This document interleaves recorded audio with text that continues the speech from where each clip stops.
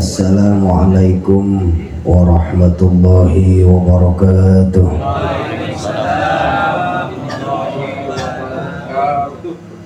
Alhamdulillahilladzi khalaqana wa sawwarana fi butuni ummahatina wa akhrajana fi hadhihi ad-dari salimin. Allahumma salli wa sallim wa barik ala habibina wa syafi'ina wa maulana Muhammadin sallallahu alaihi wasallam wa ala alihi wa sahbihi ajma'in. Amma ba'du, fa ya ayyuhal muslimuna rahimakumullah, usikum wa nafsi bitaqwallahi haqqa tuqatih wa la tamutunna illa wa antum muslimun. Qala rabbi shrah li sadri wa yassir li amri wahlul 'uqdatam min lisani yafqahu qawli wa la hawla wa la quwwata illa billahil 'aliyyil 'azim. Hadratil mukarramin, para alimil ulama, para asatidzat, wabil khusus takriman wa ta'ziman sesepuh kita yang luar biasa, masih muda, yang batuk mulu, belum disebut nama udah batuk. Mohon maaf kalau antara saya sebut nama malah batuk terus. Kita doakan mudah-mudahan beliau diberikan kesehatan oleh Allah Subhanahu wa ta'ala. Allah kabul hajat beliau. Allah berikan beliau pendamping di dunia yang insya Allah mudah-mudahan pendamping tersebut bisa membuat beliau dan kita semuanya menjadi penghuni surganya Allah Subhanahu wa ta'ala. Tak lupa pula kepada sahibul wilayah Al-Ustadz Rafi'uddin, mudah-mudahan beliau juga selalu diberikan kesehatan oleh Allah Subhanahu wa ta'ala. Mudah-mudahan pula kepada sahabat saya Ustadz Syamsul Anwar, Ustadz Muhammad Idrus, wabil khusus sahibul bait Pamandal Haji Musannif Abbas. Mudah-mudahan beliau-beliau dan kita semuanya Allah berikan selalu kesehatan yang barakah, Allah berikan rizki yang halal dan berlimpah. Mudah-mudahan kita bisa pergunakan untuk bekal beribadah di jalan Allah Subhanahu wa ta'ala. Tak lupa pula kepada Pak Haji Abi yang alhamdulillah mudah-mudahan pahalanya dilipat gandakan Allah Subhanahu wa ta'ala ya. Mudah-mudahan ketika nanti kita semuanya mati wafat dalam keadaan husnul khatimah.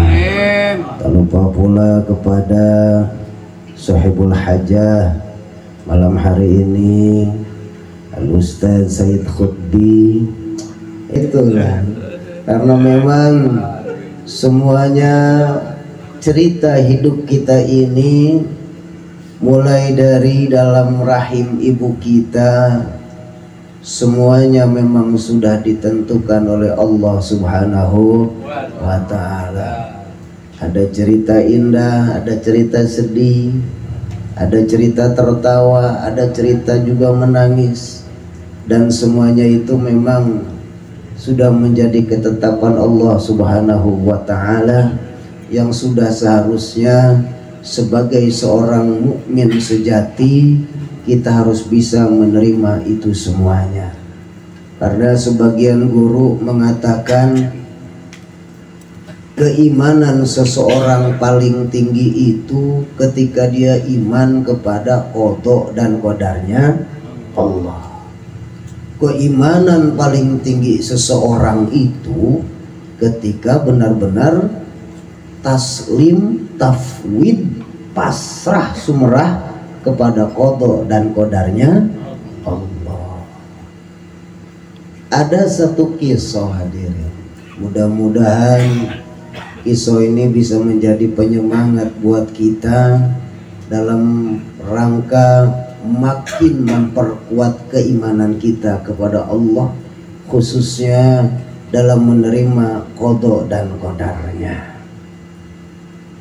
Kisah ini ada di dalam kitab Fathur Rabbani karya Sayyidina Syekh Abdul Qadir Al-Jailani Qaddasallahu sirrahul aziz. Diriwayatkan ada seseorang, zaman dulu kan zaman masih banyak budak ya, masih zaman budak itu bebas diperjualbelikan. Pada suatu saat datanglah seorang laki-laki ke pasar. Tujuannya ini mau beli budak. Dipilih, percis lah kayak kita sekarang kalau ke pasar, milih baju, milih ini. Selesai dipilih, cocok harga, dibawa pulanglah hamba sahaya tersebut. Singkat cerita, sampai di rumah ini, si tuannya ini langsung bertanya kepada si hambanya tadi. Apa kata tuannya yang baru ini? Wahai hambaku, madza turid an taf'al? Apa yang mau kamu kerjakan sekarang? Ini rumah luas, kamu mau ngerjain apa dulu? Mau babat rumput, mau bersih-bersih rumah, atau mau ngapain? Apa jawab si hamba? Bima ta'muruni ya sayyidi, terserah engkau wahai tuanku. Apapun yang engkau suruh akan saya kerjakan. Masya Allah. Satu. Oh begitu. Yang kedua, ketika nanti setelah kamu kerja, madza turid an ta'kul? Kamu mau makan apa? Mau makan apa kamu? Sebut. Apa kata si budak tadi? Ya sayyidi, bima tut'imuni, terserah engkau. Aku mau dikasih apa juga saya terima. Terserah saya mau dikasih apa kek. Oh gitu. Kemudian si tuannya ini bertanya lagi. Ya abdi, madza turid an talbas? Kamu mau pakai baju apa? Ini baju kamu udah jelek nih. Kamu biar ada gantengan dikit. Apa jawabnya si budak tadi? Bima tuksini ya sayyidi, terserah. Mau dipakein baju apa juga saya mau terserah. Masya Allah. Terserah. Terserah engkau yang mengasih. Masya Allah. Saking kayanya kalian. Rumahnya ini gede. Diuji lagi di si hamba tadi.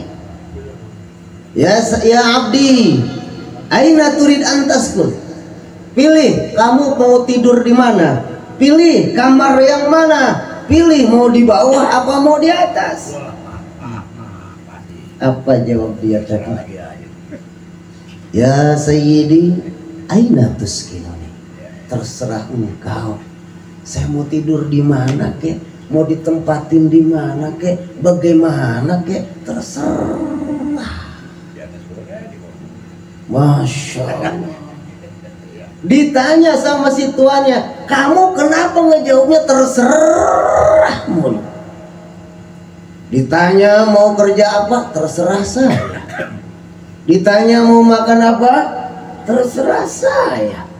Ditanya mau pakai baju apa? Terserah yang ngasih. Ditanya mau tidur di mana? Terserah yang naruh. Kenapa sebabnya kamu jawabnya terserahmu? Apa jawab hamba tersebut? Fal abdu abdun amama sayyidi. Hamba tetaplah hamba di hadapan tuannya. Sehebat apapun hamba, maka dia tetap hamba di hadapan tuannya. Oleh karena itu, wahai tuanku, la yaliqu lil abdi ayyakuna al-ikhtiyar amama al-maula. Tidak pantas dan tidak patut seorang hamba memilah dan memilih untuk kepentingannya sendiri di hadapan Tuhannya.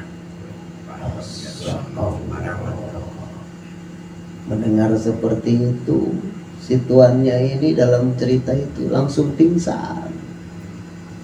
Nggak pantas, kok hamba pula pilih. Ya, bangunlah si tuan tadi, kemudian dia berkata, apa kata dia? Kata, wahai hambaku, tubali lau kuntu ma'a rabbi kama kunta ma'i. Berbahagialah aku kalau akhlakku kepada Tuhanku seperti akhlakmu kepada aku. Aku belum bisa seperti itu, kata Tuhannya. Coba lihat, bahagia sekali kalau misal seorang hamba benar-benar menyerahkan segala-galanya kepada Allah. Karena emang Allah udah mantesin kepada kita. Semua hamba di sini ini adalah hamba Allah. Allah ngasih baju kiai udah pantas, udah pakai. Allah ngasih baju ustadz pakai, pantas, jangan dijelek-jelekin. Udah pantas pakai pakaian pemimpin yang gak ada jamaahnya. Ini pasti Allah udah mentesin kamu sekarang jadi supir, ya udah supir. Kenapa sebabnya? Udah pantas buat kamu. Jajal coba guru kita Haji Musli suruh nyupir, nggak pantas. Urusannya jubahnya berubah. Yang sudah dipantesin sama Allah jangan dirubah-rubah. Terserah Allah. Sering saya kasih contoh, kayak kita anak kecil, kita masih kecil dipantesin sama diri sendiri, dipantesin sama orang tua. Kita dipantesin sama orang tua apa sama diri sendiri masih kecil? Orang tua. Yang laki-laki pakai celana pendek pantas saya. Pernah nggak kita protes, mak bosen? Kali Haji Nasir pernah gitu? Enggak. Belum bisa ngomong. Ya kali gitu. Yang perempuan mungkin dulu dipakein gini-gini, enggak pernah protes. Kenapa sebabnya? Emang orang tua kita mantesin. Allah ngasih ke kita udah dipantesin sama Allah. Jadi petani pantes nih. Jangan ngelihat Haji Nasir, enak Haji Nasirnya. Ngurukin terus. Jangan ngelihat Haji Nasir, kenapa? Haji Nasir udah dipantesin, udah dipantesin. Ya, enak, no kayak Haji Abi mah dia mau ngasihin duit, kayak sama orang. Puyeng sama dia juga. Kagak tauin aja. Nih sekarang dia nggak pakai koyok, besok lusa koyok 6. Susah kayak gitu tuh. Susah jasa. Ya. Makanya ketika kita benar-benar berserah kepada Allah, maka hati kita akan tidak ada protes ke Allah, tidak akan ada rasa kecewa ke Allah. Padahal sering kita baca di Al-Quran, ya, asa an takrahu syai'an bahwa khairun lakum. Ketika kamu bisa saja benci terhadap suatu perkara, padahal itu baik buat kita.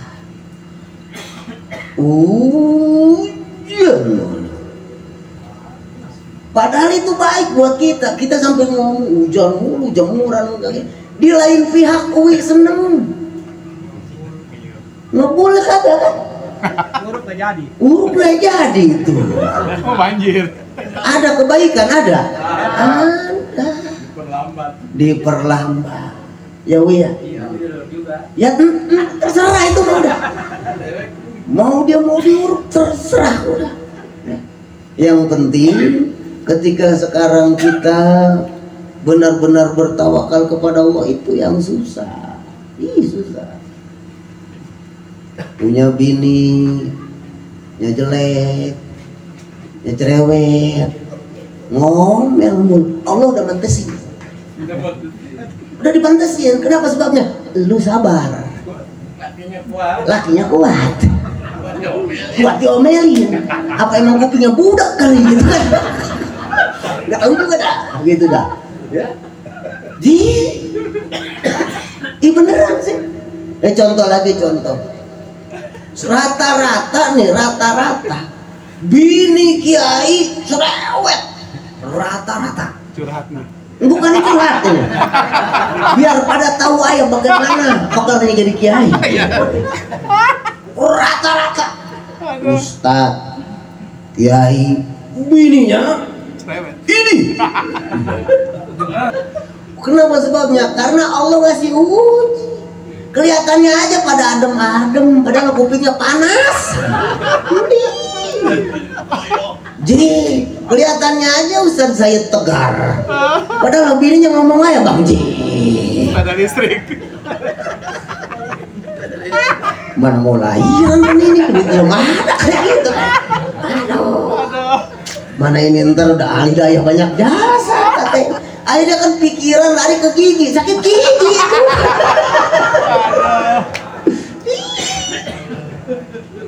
Itu Cing Haji Sonik mah enggak sama. Cuma kelihatannya aja dia mah kayak orang begagah.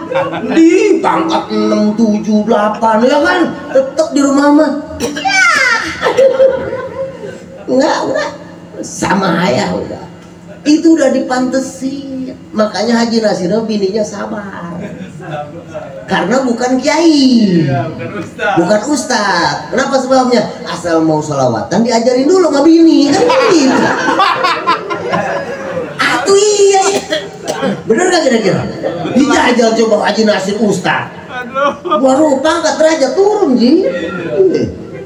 Sebelum sholawatan loh. Ini gimana? Ini bacanya oke tuh. Bukan berarti Haji Nasir takut, bukan.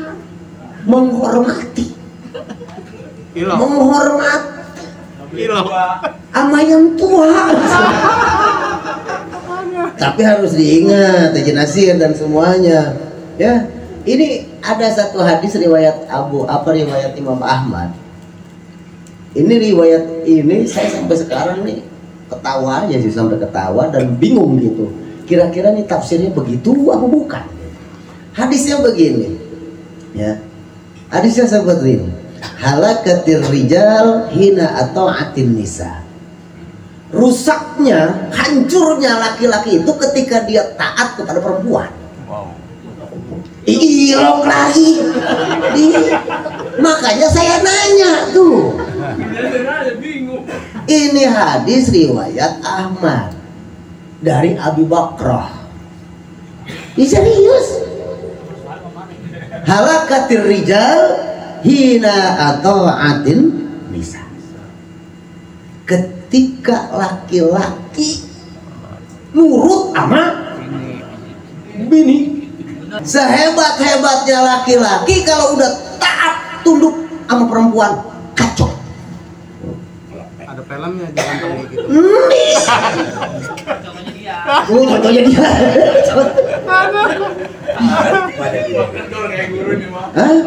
Kendor bisa jadi. Makanya guru kita mah sekarang gagah. Kenapa nggak ada yang ditakutin? Nggak ada. Tapi diajak kalau dapet ngelepe sama. Semuanya laki-laki bisa rusak kalau dia taat tunduk sama perempuan. Makanya di dalam Lataiful Minan itu ada keterangan mengatakan bahwa jangan sekali-kali perempuan diajak musyawarah untuk hal kebaikan, jangan. Pokoknya dalam urusan kebaikan jangan pernah diajak musyawarah. Ini Ribet. sodako 1 juta. Bang gede amat. Amat bang, gope aja. Iya benar. Benar. Udah? Iya benar. Cocok. Gope dah tuh ya, udah gope. baru keluarin dicolek, Bang.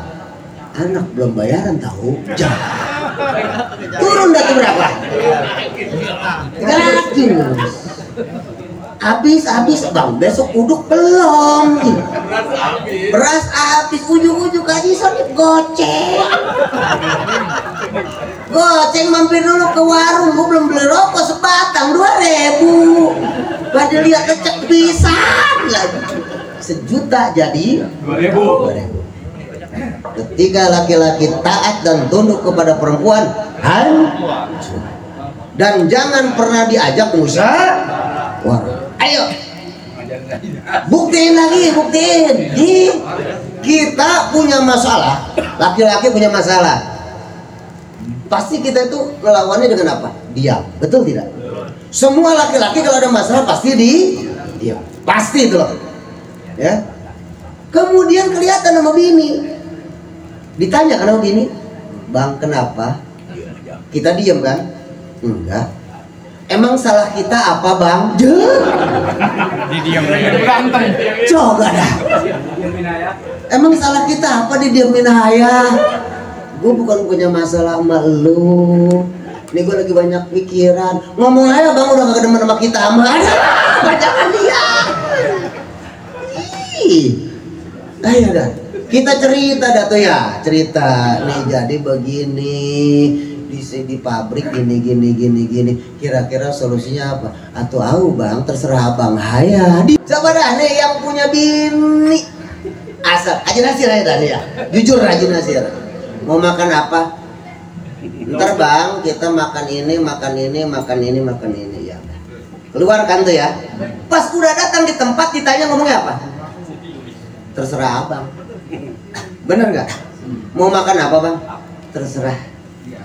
Kita beliin dah tuh ya yang ngomong lagi dia tadinya mah itu tadi terserah. Ngerasain nggak sih? Dah itulah makanya itu. Jadi ini hadis kadang-kadang saya suka ketawa sendiri ilok gitu kan. Ini maksudnya ketika laki-laki taat kepada perempuan itu yang seperti apa? Apakah menyerahkan segala urusannya kepada perempuan? Termasuk ternyata ketika kita punya duit diserahin semua ke perempuan itu kurang bagus. Kita gajian, duit diserahin semua ke bini itu nggak bagus. Nggak bagus dan itu tidak dianjurkan. Nih ATM-nya banyak dia masalah. ATM kita PIN-nya dia tahu. Tapi ATM dia kita nggak tahu PIN-nya. Siapa? Kayak saya Zakaria Yahya Al-Ansori. Asal mau ngaji ke gurunya Ibnu Hajar Al-Asqalani ngederes dulu. Asal mau ngajar ngaji ke muridnya pinter jasa Ibnu Hajar Al-Haytami. Puyeng. Mau ngaji ke guru ngederes dulu saking pinter gurunya. Mau ngajar ngaji ke santrinya, ngajinya pinter jasa tuh santrinya. Kan kalau di Alida zaman sekarang itu lebih baik kita banyakin ngumpulin ilmu. Nih di dalam kitab Fawaidul Mukhtaroh, di dalam Fawaidul Mukhtaroh ada satu hadis, ada satu riwayat yang luar biasa, kayaknya pas banget sama kondisi zaman kita sekarang. Diriwayatkan dari Kanjeng Nabi Muhammad sallallahu alaihi wasallam.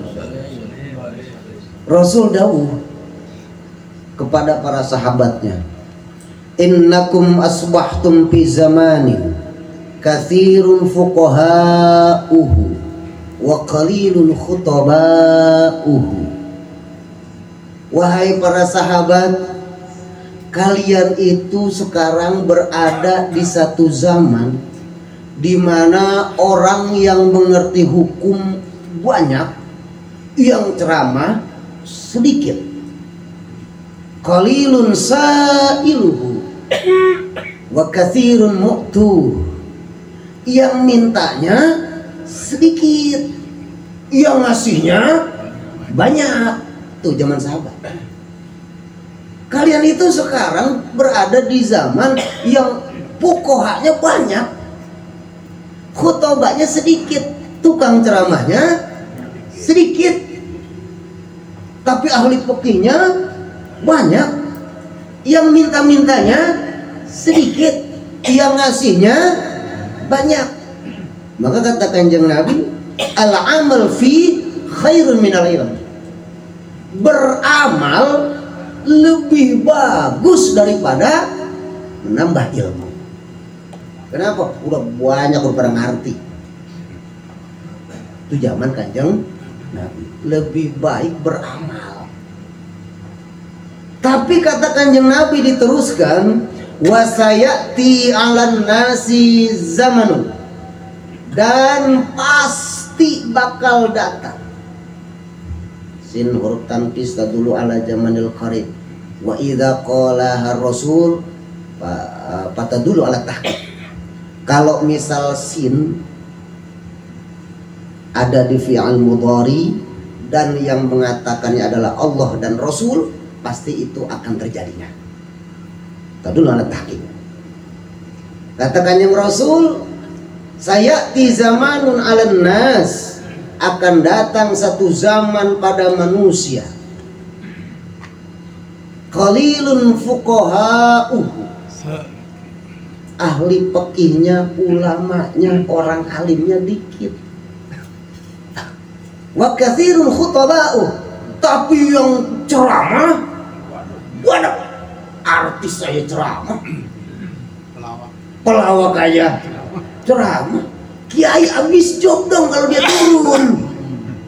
Kasihan Kaji Musli, lagi ngumpulin dana dia. Untuk apa nih? Au. Katsirun sa'ilu, banyak yang minta, wa qalilun mu'tuh, yang ngasihnya dikit.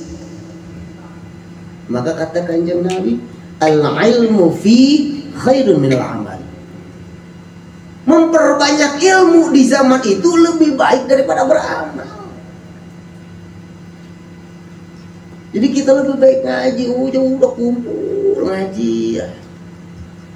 Bahkan Syekh Nawawi Tanahara mengatakan lebih baik ngaji di akhir zaman daripada wiridan.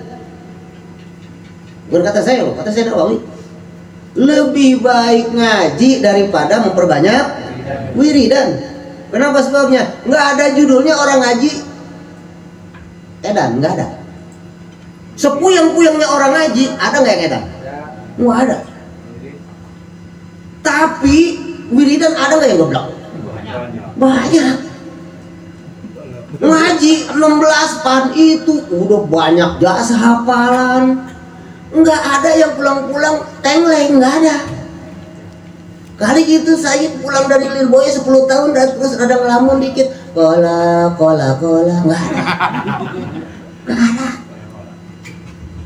Makanya zaman sekarang itu lebih baik banyakin ngaji daripada banyakin wiridan.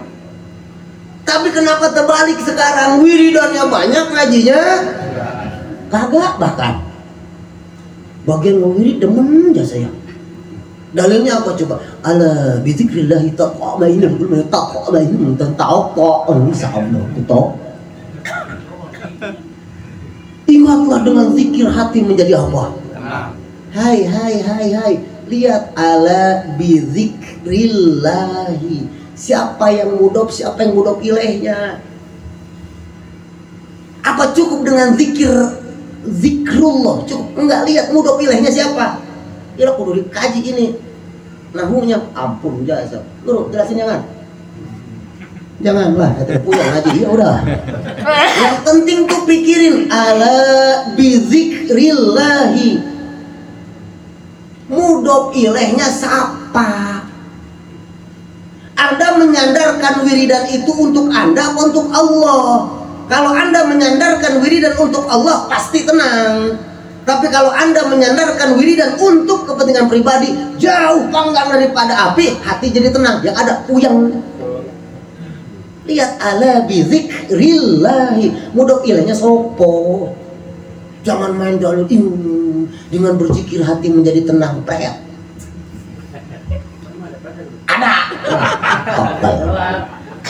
Nih baca Waqiah 40 balik, baca 40 hari habis asar, insya Allah rezeki banyak. Mana? Kecedok aja di rumah. Udah. Bukan wiridan yang salah, Anda yang salah.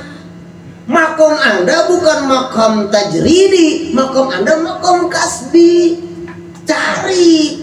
Ingat, ar-rizku ya la ya'ti ala jalisin. Rizki tidak akan datang kepada orang yang hanya duduk leha-leha. Betul. Enggak? Walakinna rizqa ya'ti ala alimin. Kecuali rizki itu akan datang kepada orang alim. Yajlisu fil madrasati, yang duduk ngajar di majelis taklim, ngajar ngaji, istiqomah. Karena min asbabi, dari sebagian sebab Allah bukakan pintu rizki adalah istiqamah di dalam mengajarkan para santri. Dan itu susah. Kenapa sebabnya? Kita bisa istiqomah. Bini ngomong hayal. Balik lagi aja tuh ke situ tuh ya. Balik aja situ tuh. Muter-muter aja di situ. Ujung-ujungnya emang udah dipantesin. Allah.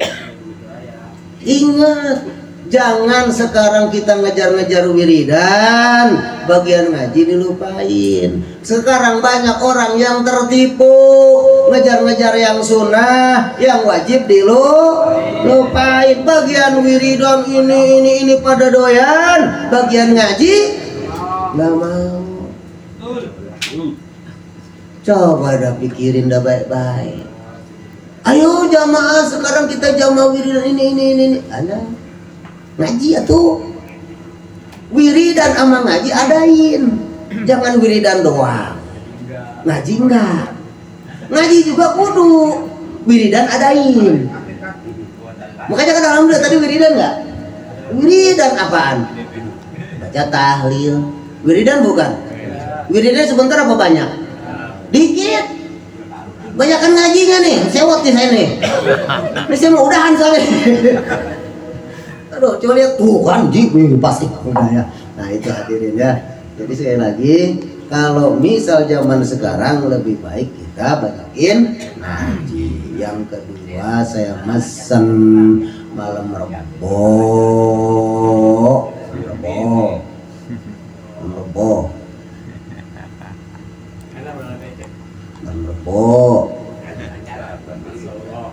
Ke Sahuro. Ngapain? Darul Mafasid. Kita menolak kerusakan. Bukan zikir, jauh kita mau ke zikir jauh.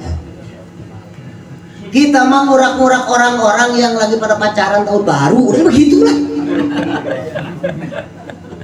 Jangan engkrek, jangan. Ngapain? Zikir. Ngurak-ngurak yang lagi pacaran tahun baru. Paham dah kira-kira? Udah kita nih. Pen itu sambil ngaji, ngurak-nguraknya sambil ngaji. Kenapa sebabnya? Kalau bener-bener ngaji, pulang ada yang dibawa. Nih, saya ngomong dari tadi ada yang dibawa. Kagak. Apa tadi? Pokoknya seingat saya, jangan ngajakin bini kongkok. Gitu loh. Ya, jelas? Nah itu dia. Jadi besok kita mah udah aja ngurak-ngurak yang pacaran di mana? Walaupun kita sendiri tukang maksiat. Ingetin baik-baik itu.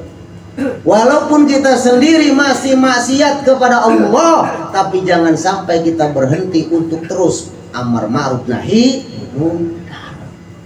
Nah, semuanya di sini masih pada doyan maksiat sih. Saya nggak doyan maksiat itu paling hobi guys, saya sama beliau paling hobi. Ya, Ustadz semuanya pada doyan, semua walaupun banyak dosa minimal kita mau minimalisir permaksiatan, minimal ngurak-ngurak. Zikir mah jauh, ngaji mah jauh kita mah. Ya, kali aja itu yang jadi catatan tuh. Ya. Jadi besok asal ditanya, emang ngapain lu tahun baru di sono ngurak-ngurak yang pacaran? Udah. Ya, jangan apa? Jangan zikiran lah, udah. Ngaji lah. ngaji mah ya. Ngaji. Udah ya kita mah ngurak-ngurak yang pacaran ya. Ada pengajian sama pikiran udah. Gitu aja udah juga. Nah, itu dia ya. Makanya mudah-mudahan kita semuanya umur panjang.